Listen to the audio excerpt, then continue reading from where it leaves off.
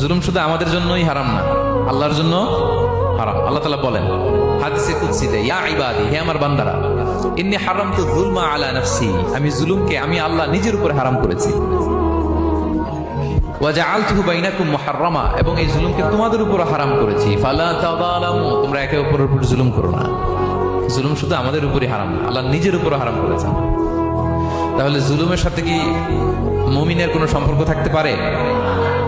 পারে না। এবং আল্লাহ তাআলা কখনো কোনো বান্দার উপর জুলুম করেন না। ওয়া আন্নাল্লাহা লাইসা বিযাল্লামিন লিল আবিদ, তিনি তার বান্দার উপর জুলুম করেন না। কোনোভাবেই যেন জুলুম না হয়ে যায়, এজন্য আল্লাহ তাআলা কিয়ামতের দিন মাওয়াজিনাল কিসত, ন্যায়ের মানদণ্ড তিনি প্রতিষ্ঠা করবেন, যাতে একটু ভুল না হয়ে যায়, জুলুম না হয়ে যায়।